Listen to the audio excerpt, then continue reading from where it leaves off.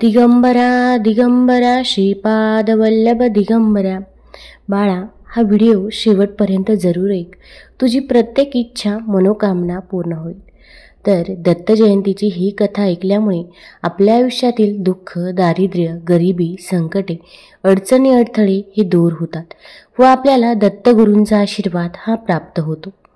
तर आज मी तुम्हाला दत्त जयंतीची कथा सांगणार आहे. त्यामुळे तुम्ही व्हिडिओ स्किप न करता शेवटपर्यंत जरूर बघा. चॅनलवरती नवीन असाल तर चॅनल लाईक करा आणि सबस्क्राईब देखील करा. तसेच कमेंटमध्ये श्री गुरुदेव दत्त किंवा दिगंबरा दिगंबरा श्रीपादवल्लभ दिगंबरा लिहायला विसरू नका, जेणेकरून आपल्याला देखील दत्तगुरूंचा आशीर्वाद हा प्राप्त होईल. पूर्वी गोदावरीच्या तीरावर अंगिरस ऋषींचा आश्रम होता. तेथे वसिष्ठ आदी अनेक ब्रह्मर्षी तप करत असत. त्यामध्ये पहिला मुनींचा पुत्र वेदधर्म नावाचा एक विप्र होता. त्याला अनेक शिष्य होते. त्यापैकी दीपक नावाचा एक शिष्य होता. तो शिष्य मोठा गुरुभक्त होता. शस्त्रे व पुराणे यांच्या अभ्यासात गुरुसेवा करत असतानाच तो प्रवीण झाला. एके दिवशी वेदधर्माने आपल्या सर्व शिष्यांना एकत्र बोलवले आणि म्हणाला, शिष्यानो, माझे एक पूर्वजन्मी केलेले कर्म आहे. मी सहस्रावधी जन्मात महापाप केला आहे.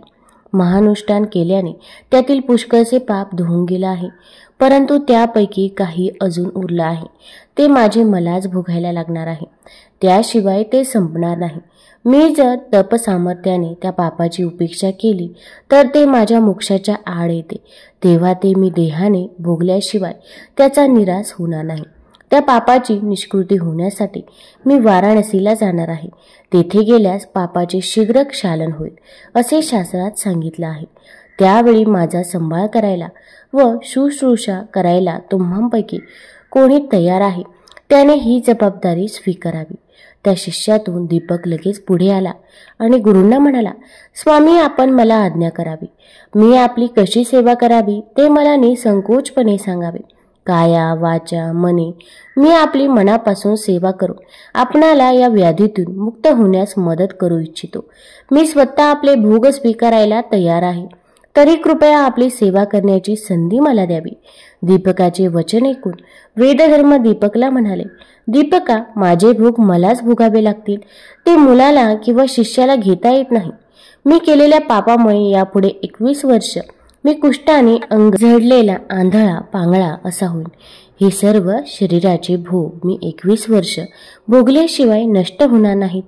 तेव्हा त्या सर्व काळामध्ये तुला माझी सेवा करण्याची इच्छा असेल तर तू मला काशीला घेऊन चल. तुझ्यामुळे हे शिष्योत्तमा मी शाश्वत पदास पोचवू शकेन. काशीश मणिकर्णिकेच्या उत्तरेस कमळेश्वर तीर्थाजवळ ते गुरु शिष्य राहिले. तेथे वेदधर्मास कुष्ठरोग झाला.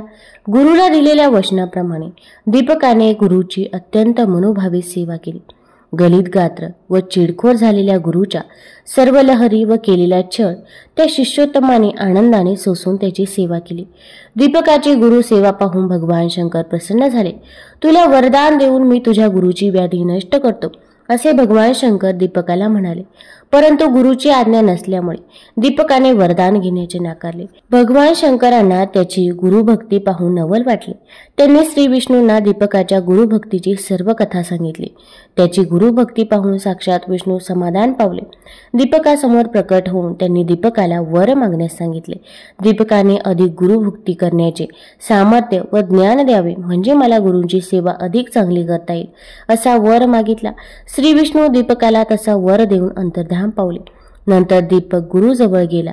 तेव्हा गुरुनी त्याला विचारले, भगवान विष्णूंनी तुला काय वरदान दिले ते मला सांगावे. दीपकाने घडलेला सर्व वृत्तांत आणि त्याला मिळालेल्या वरदानाची सर्व हकीकत सांगितली. वेदधर्म आपला शिष्य दीपकाची गुरुनिष्ठा पाहून संतुष्ट झाले व त्याने दीपकाला, तू दीर्घायुषी होऊन तुला वाचासिद्धी प्राप्त होईल व यापुढे तू काशीपुरीला निवास करशील असा आशीर्वाद दिला. याप्रमाणे वेदधर्म शिष्याला प्रसन्न झाला व त्याच क्षणी त्याचा देह व्याधीमुक्त झाला. पूर्वी अंबरीश नावाचा एक राजा होता. तो निर्धारपूर्वक द्वादशी व्रत करत असे. सर्व काळ हरिचिंतन करत असे. त्याच्या व्रताचा भंग करण्यासाठी दुर्वास ऋषी द्वादशीला अतिथी म्हणून त्याच्याकडे आले. ती द्वादशी अशी होती की सूर्योदयानंतर एका घटकेच्या आत उपवास सोडायचा होता व अतिथी तर फारच श्रेष्ठ होता. अमरीशला फार भय वाटू लागले. पारणे नीट पार पडले की नाही अशी शंका वाटू लागली. दुर्वास ऋषी येताच अमरीशाने त्यांना नम्रपणे वंदन करून पाद्य अर्घ्य इत्यादी देऊन त्यांची यथोपचार पूजा केली. त्याने दुर्वासाची विनवणी केली. आज एक घटिकाचं साधन द्वादशी आहे, तेव्हा कृपा करून आपले प्रातः अनुष्ठान लवकर समाप्त करून भोजनाला घटकेच्या आत यावे. दुर्वास ऋषी नदीवर गेले. तेथे अनुष्ठान करता करता एक घटका झाली. अंबरीशाने आपला व्रतभंग होऊ नये म्हणून वेळेच्या आत तीर्थप्राशन करून उपवास सोडला. त्याने ऋषींच्या भोजनासाठी उत्तम पक्वाने केली होती. तोच दुर्वास ऋषी आले. त्यांनी राजाच्या मुखाकडे पाहिले व म्हणाले, अरे दुरात्म्या, अतिथीला न देताच भोजन घेतलेस काय? ऋषी शाप देणार. तेवढ्यात अंबरीशाने विष्णूंचे स्मरण केले. नारायण हा भक्तवत्सल आहे. तो अंबरीशाचे रक्षण करण्यासाठी धावून आला. दुर्वासाने अंबरीशाला शाप दिला, तुला प्रत्येक योनीत याप्रमाणे जन्म घ्यावे लागतील. तोच विष्णू अंबरीशाजवळ येऊन उभा राहिला. ऋषींचे वचन खोटे होणार नाही हे जाणून अंबरीशाने विष्णूंचे चरण धरले. विष्णू दुर्वासांना म्हणाले, तुम्ही माझ्या भक्ताला शाप दिलात, मी त्याचे रक्षण करणार. तुम्ही मला शाप द्यावा असे मला वाटते. ज्ञानी लोकांतही श्रेष्ठ लोक पृथ्वीवर युगानुयुगे तप करतात, पण भूलोकी हरिचरणांची भेट दुर्लभ आहे. हा विष्णू शापाच्या निमित्ताने लक्ष्मीसहित अवतार घेईल व भक्तांचा उद्धार करेल. या हेतूने त्यांनी विष्णूला शाप दिला, तू भूलोकी अनेक स्थानी अवतार घेऊन जन्मावेस. तुझे 10 अवतार प्रसिद्ध होतील. जगतपिता विष्णू यांनी आपल्या पुढील कार्यांवर लक्ष ठेवून अशा प्रकारे शाप स्वीकारला. महाभारतात त्या दशावतारांची कथा, विष्णूंच्या अनंत स्वरूपांची कथा विस्ताराने दिलेली आहे. ब्रह्मदेवाने आपल्या मनापासून 7 मानसपुत्र निर्माण केले. मरीची, अत्री, अंगिरस, पुलत्स्य, पुलक, कृतू आणि वसिष्ठ. या 7 पुत्रांपैकी अत्री हा मुख्य. यांच्यापासून गुरु परंपरा चालू झाली. अत्री ऋषींची भार्या अनुसया ही सर्व पतिव्रतांमध्ये श्रेष्ठ व जगदंबा होती. तिच्या सौंदर्याचे लक्षण वर्णू शकेल असा कोणी नाही. प्रत्यक्ष चंद्रजीचा पुत्र. तिचे रूप काय वर्णावे. ती पतीची उत्तम सेवा करत असे. ती स्वर्गाचे ऐश्वर्य लवकरच घेईल म्हणून सर्व देव भयभीत झाले व चिंता करू लागले. इंद्र आदी देव एकत्र येऊन ब्रह्मा, विष्णू व शंकर यांच्याकडे गेले व त्यांनी अत्री ऋषींचे शुद्ध आचरण वर्णन करून प्रार्थना केली. अत्री ऋषींची पत्नी अनुसया काया, वाचा, मने व भक्तीने पतिसेवा करते. तसेच अतिथी पूजनही मोठ्या आनंदाने करते. कोणीही अतिथी त्या आश्रमातून विनमुख गेला नाही अशी तिची ख्याती होती. तेव्हा आमचे स्वर्गस्थान टिकून राहण्यासाठी आपण काही उपाय करावा असे सर्व देव विनवू लागले. हे ऐकून ब्रह्मा, विष्णू, महेश हे पतिव्रता अनुसयेचा व्रतभंग करून तिला भूलोकी ठेवून आणि विवस्वानाचा पुत्र जो यम त्याच्या नगरास पाठवू असे ठरवून निघाले. सतीचे तत्व पाहण्यासाठी त्या तिघांनी भिक्षुकाचे रूप धारण केले व अत्रींच्या आश्रमात अभ्यांगत म्हणून आले. अत्री त्यावेळी अनुष्ठानासाठी केले होते. तेव्हा तिघे इकडे आश्रमात आले आणि अनुसयेला आश्वासन देऊन म्हणाले, आम्ही अतिथी ब्राह्मण आहोत, भुकेने व्याकुळ झालो आहोत, तरी आम्हाला लवकर अन्न द्यावे, अन्यथा हे सती आम्ही दुसरीकडे जातो. तुमच्या आश्रमात अभ्यांगताला नित्य अन्न संतर्पण होत असते अशी ख्याती ऐकली म्हणून आम्ही आलो आहोत. हे ऐकून अनुसयेने त्यांना बसायला आसन देऊन अर्घ्य, पाद्य इत्यादी देऊन व स्नान करायला सांगून गंध, अक्षता व पुष्प अर्पण केली. अतिथी म्हणाले, आम्ही स्नान करून आलो आहोत. अत्री ऋषी येईपर्यंत फार उशीर होईल, तरी आम्हाला लवकर भोजन द्यावे. अतिथीची अशी इच्छा समजून त्यांना भोजनास बसण्यास आसने मांडली. शाकभाज्या व स्वयंपाक घेऊन आले. तेव्हा ते तिला म्हणाले, हे स्त्रिये, आम्ही अतिथी दुरून आलो आहोत. तुला पाहून मनात आणखी एक इच्छा उपजली आहे. तो आम्हाला विवस्त्र होऊन अन्न वाढावे, अन्यथा आम्ही भोजन स्वीकारणार नाही. असे अतिथीचे वचन ऐकून अनुसयेने क्षणभर विचार केला की हे विप्र माझे मन पाहायला आले आहेत, तेव्हा हे नक्की कोणीतरी अवतारी पुरुष असावेत. अतिथी विनमुख जातील तर आपल्या तपाची हानी होईल. अतिथींचे स्वागत करण्यासंबंधी आज्ञा मी कशी उल्लंघन करू. माझे मन निर्मळ आहे, तो दृष्ट मदन मला काय करील. पतीचे जे तपोबल आहे तेच मला तारेल. असा विचार करून ती म्हणाली, ठीक आहे, तुम्ही आपल्या इच्छेप्रमाणे भोजन करावे, मी आपणास अन्न वाढेन. मग तिने स्वयंपाकगृहात जाऊन पतीच्या चरणांचे चिंतन करून मनात संकल्प केला, हे अतिथी माझे बालके आहेत. सती अनुसया विवस्त्र होऊन अन्नोदक घेऊन बाहेर आली आणि पाहते तर ते तिघे अतिथी बालके होऊन भोजन पत्राजवळ येऊन बसली होती. ती बालके पाहून अनुसया चकित झाली. भुकेने ती बालके रडू लागली म्हणून पुन्हा वस्त्रे नेसून त्या बालकांजवळ आली. त्यांना मांडीवर घेऊन स्तनपान दिले. एकाचे झाले की दुसऱ्याला स्तनपान देऊन त्यांच्या क्षुधेचे निवारण केले. त्यांना पाळण्यात झोप लागली. अत्री भार्या अनुसयेसारखी श्रेष्ठ पतिव्रता पूर्वी कोणी पाहिली नव्हती. ती आता ब्रह्मा, विष्णू आणि महेश यांची माता झाली. तिची कीर्ती त्रैलोक्यात झाली. दुपारी अत्री ऋषी प्रसन्न मनाने आश्रमात आले. हीच कधी अतिथी येण्याची वेळ असते. आश्रमात येऊन पाहिले तो अनुसया गायन करत आहे व पाळण्यात 3 बालके आहेत. अनुसयेने झालेला वृत्तांत अत्री ऋषींना सांगितला. ऋषींनी अंतर्दृष्टीने ओळखले की 3 बालके म्हणजे ब्रह्मा, विष्णू, महेशच आहेत आणि त्यांनी लगेच त्यांना नमस्कार केला. ती बालके पाळण्यात राहिली. शिवाय तिघेही देव स्वतःच्या स्वरूपात समक्ष उभे राहिले व अत्रींना म्हणाले, अत्री ऋषी, अनुसये, तुमचे तप व इच्छे पतिव्रत्य अद्वितीय आहे. तुमच्या भक्तीने आम्ही संतुष्ट झालो आहोत. तरी जे वर आपणास वाटतील तर ते मागावे. अत्री ऋषी म्हणाले, अनुसयेच्या इच्छेप्रमाणे ही 3 बालके आमच्या घरी पुत्र म्हणून राहावीत. या 3 बालकांनी एक रूप असावे. त्याप्रमाणे अनुसयेच्या घरी त्रिमूर्ती एक बालक म्हणून राहिले. त्याचे नाव दत्तात्रेय असून सिद्धगुरूंचे मूळ पीठ तेच आहे. पुढे ब्रह्मदेवाचा बालावतार हाच चंद्र आणि शंकराचा बालावतार हाच दुर्वास. या दोघांनी अनुसयेजवळ आज्ञा मागितली. मी गगनात राहून नित्य तुझे दर्शन घेईन असे चंद्र म्हणाला व मी तपश्चर्या करण्यासाठी तीर्थयात्रेसाठी जातो असे दुर्वास म्हणाला. विष्णू मात्र दत्तरूपाने अत्रींजवळ राहिला. कलियुगात पिठापूर या दक्षिण भारतातील एका नगरात अपराज व सुमती हे ब्राह्मण दाम्पत्य राहत होते. त्यांना पुष्कळ मुले झाली पण त्यातील 2च जगली. त्यातला एक आंधळा व दुसरा पांगळा होता. आपल्याला कुळाचा उद्धार करणारा सद्गुणी मुलगा असावा ही त्या दाम्पत्याची फार इच्छा होती. एकदा त्या ब्राह्मणाकडे पितृश्राद्ध होते. भोजन तयार होते. ब्राह्मण अजून जेवायचे होते. तेवढ्यात भिक्षुकाच्या वेशात दत्त महाराज तिथे भिक्षा मागायला आले. तेव्हा सुमतीने त्यांना भिक्षा घातली व नमस्कार केला. दत्ताने त्यावेळी सुमतीला माते जननी असे म्हटले व इष्टकामना पूर्ण होतील तेव्हा काय पाहिजे ते माग असे सांगितले. सुमती म्हणाली, तुम्हीच पुत्ररूपाने माझ्या पोटी जन्म घ्या व आमचे दैन्य दूर करा. तथास्तु असा आशीर्वाद देऊन दत्त म्हणाले, जो पुत्र तुम्हाला होईल त्याच्या मनासारखे सर्व होऊ द्या. त्याच्यावर तुमचे सांगणे लादल्यास तो निघून जाईल. नंतर भिक्षुक तिथेच अदृश्य झाला.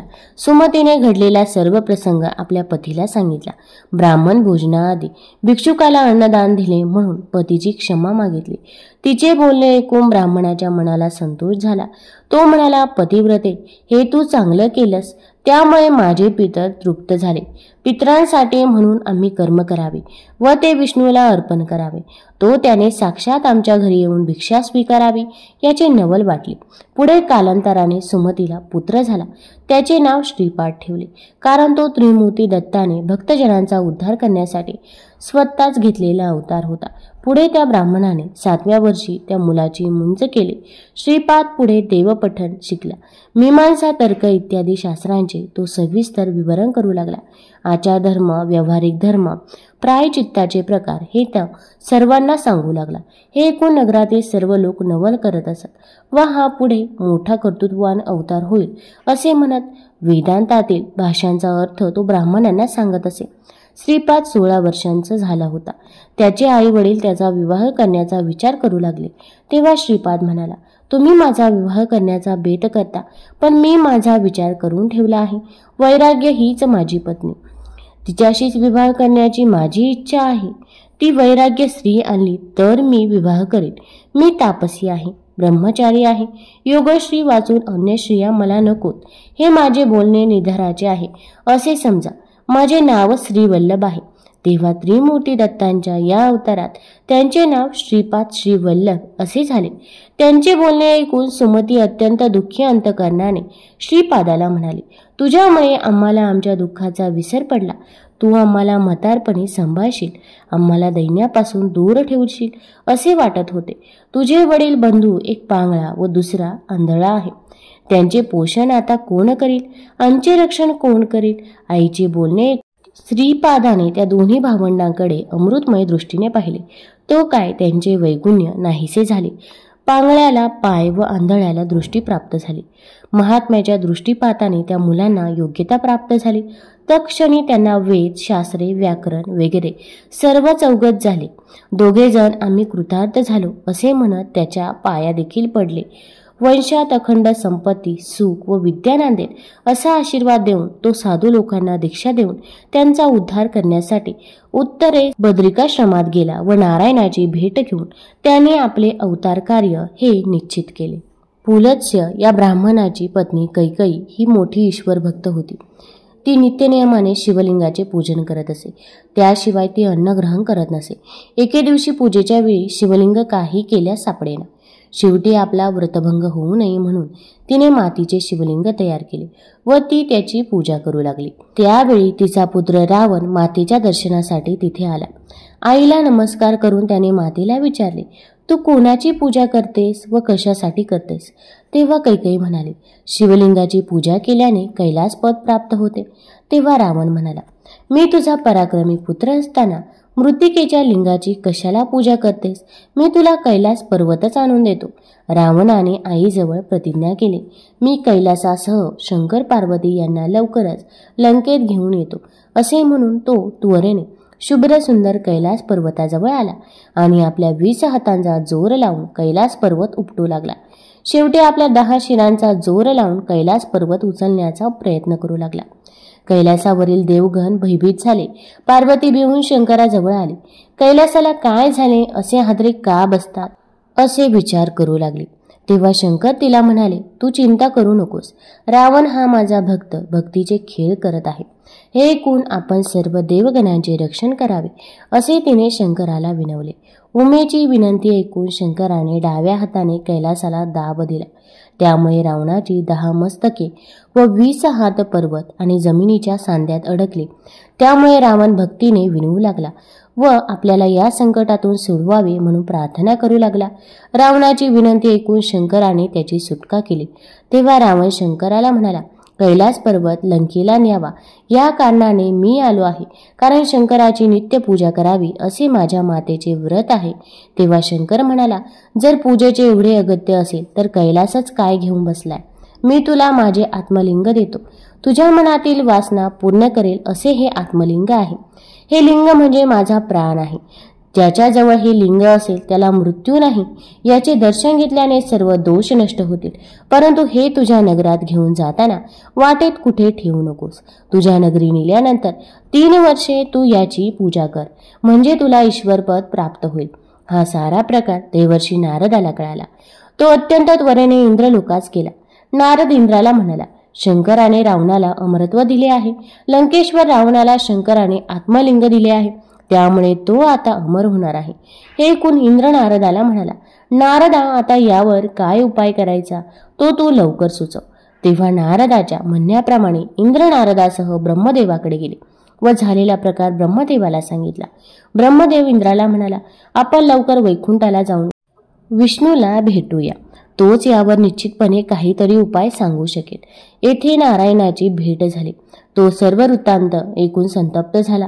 देवकार्याचा नाश झाला असे म्हणून शंकराला भेटण्यास कैलासाला गेला आणि शंकराला म्हणाला, आपण हे काय केलं? रावणासारख्या क्रूर दैत्याला प्राणलिंग देऊन अमरत्व दिले. त्यामुळे सर्व देवपणा त्याच्या घरी गेला. तो आता स्वर्ग नक्कीच हस्तगत करेल. विष्णूने आपल्या सुदर्शन चक्राने सूर्य झाकून टाकला आणि विष्णू नारदाला म्हणाले, रावणाला स्नान संध्या वेळेवर करण्याची सवय आहे. तेव्हा तू पुढे जाऊन त्याच्याशी बोलत बसून त्याला पुढे जाण्यास विलंब कर. मी गणेशाला विघ्न निर्माण करण्यासाठी पाठवतो. त्याने गणेशाला बोलावून सांगितले, रावण नेहमी तुझी उपेक्षा करतो आणि सर्व देव तुला वंदन करतात. त्याने शंकराला फसवून अतिशय महत्त्वाचे मौल्यवान असे प्राणलिंग नेले आहे.